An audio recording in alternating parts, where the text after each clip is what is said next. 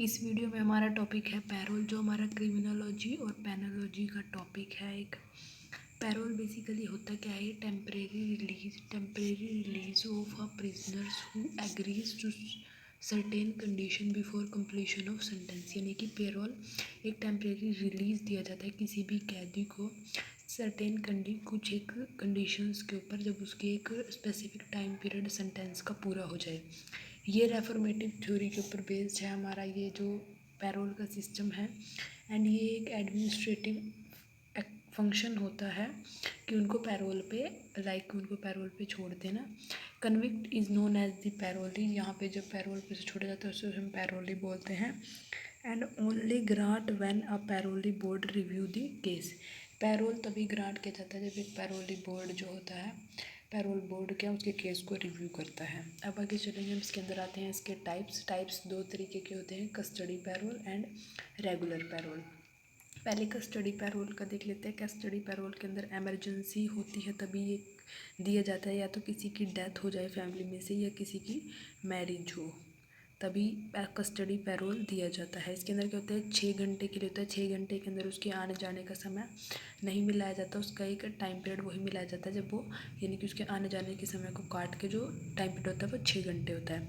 इसके लिए specific period होता है, जैसे कि हमने ऊपर बताया कि 6 घंटे, और इसके साथ पुलिस ऑफिसर भेजे जाते हैं। जैसे ही ये काम पूरा हो जाता है उसको वापस जेल में डाल दिया जाता है। उसके बाद आता है हमारा रेगुलर पैरोल। ये डिस्क्रिशन ऑफ द कोर्ट होती है, कोर्ट की अपनी पावर होती है, वो चाहे तो उसे रेगुलर पैरोल पे छोड़ सकती है और चाहे तो नहीं छोड़ सकती। ये सर्टेन टाइम पीरियड के लिए होता है। टर्म्स एंड कंडीशंस होती हैं इसकी, जैसे कि देखिए 1 ईयर वो प्रिजन में बिता चुका हो तभी वो पैरोल पे उसे हम छोड़ सकते हैं। दूसरा देखा जाता है कि उसका गुड बिहेवियर होना चाहिए। और दूसरा जो उसकी पहली मतलब जो उसने उससे पहले जो प्रीवियस उसकी पैरोल की एप्लीकेशन थी और अब वाली पैरोल की एप्लीकेशन में 6 मंथ का उसका डिफरेंस होना चाहिए, देन ही उसको पैरोल पे रेगुलर पैरोल पे छोड़ा जा सकता है। एंड उसके बाद आते हैं पर्सन्स, वो प्रिजनर्स जो पैरोल के लिए एलिजिबल नहीं है।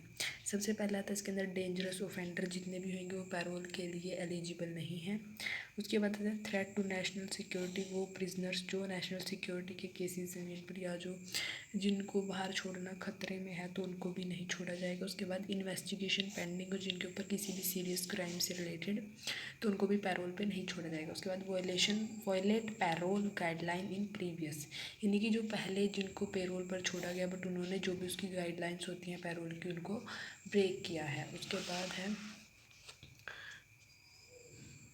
उसके बाद है हमारा पैरोल बोर्ड, जो हमने पहले देखा था कि पैरोल बोर्ड ही है जो इनके केस की स्टडी करता है एंड देन इनको पैरोल पे छोड़ता है। उसके अंदर आता है हमारा parole board is a panel of people responsible for determining whether और not a prison intimate should be released after serving a minimum portion of his sentence. यानी कि पैरोल ये डिसाइड करता है, पैरोल बोर्ड जो है, कि एक पर्सन को, एक प्रिजनर को पैरोल पर छोड़ा जाएगा या नहीं छोड़ा जाएगा, यही वो डिसाइड करता है। इसके अंदर मेंबर्स कौन कौन हो सकते हैं, कोई भी जज इसका मेंबर हो सकता है, कोई क्रिमिनोलॉजिस्ट, उसके बाद कोई psychiatrics and other qualified individuals भी इसके मेंबर हो सकते हैं पैरोल बोर्ड के। उसके बाद इसके फंक्शंस आ जाते हैं इसके, क्या काम करता है बेसिकली, वैसे बता चुके हैं हम आपको इसके काम।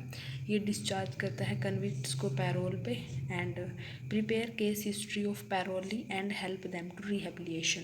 पैरोल का मेन मोटिव यही है कि वो जो हमारा कन्विक्ट है वो रिहेबिलिएट हो सके। ये रिफॉर्मेटिव थ्योरी के ऊपर बेस्ड है ये पैरोल का सिस्टम। पैरोल का ऑब्जेक्ट होता है to maintain continuity with family, यानी कि जिस भी इंसान को, जिस भी कन्विक्ट को पैरोल पे छोड़ा जा रहा है, उसके जेल में होने की वजह से उसके फैमिली के साथ कॉन्टैक्ट टूट जाता है। तो उसको, अब आप देखिए एक कैदी है जिसको 20 साल के लिए मान लो सेंटेंस हुई, अगर वो 20 साल रहेगा तो अपनी फैमिली के साथ अपने रिलेशंस को कैसे कंटिन्यू रख पाएगा। उसकी भी एक लाइफ है, तो उनकी भी फ्रीडम को ध्यान में रखते हुए उनको पैरोल ग्रांट किया जाता है। उसके बाद to save from evil effect of prison के ईविल इफेक्ट से बचाने के लिए भी उनको पैरोल दिया जाता है। उसके बाद नंबर 3 पे है टू रिटेन सेल्फ कॉन्फिडेंस, क्योंकि उनके अंदर ये होता है कि बेसिकली वो इतने टाइम से जेल के अंदर है या उनके ऊपर कोई केस चल रहा है, तो वो सोसाइटी को कैसे फेस करेंगे, उनके सेल्फ कॉन्फिडेंस को बनाए रखने के लिए उनको पैरोल ग्रांट की जाती है। उसके बाद अब इसके बाद हमारा टॉपिक है इसी के अंदर केस लॉज ऑफ पेरोल के केस क्लोज सबसे पहले आएगा हमारा Atar Singh versus state of Haryana 2002 का केस है। इसके अंदर बोला गया है कि ये जो है पेरोल ग्रांट करना एक एडमिनिस्ट्रेटिव एक्शन है। एंड इसके बाद आता है हमारा सेकंड नंबर पे Sumit Shah versus union of India AIR 2000 SC 1023। इस केस में बोला गया था कि ये एक टेम्परेरी रिलीज़ है कोर्ट से पेरोल, ये परमानेंट रिलीज़ नहीं है।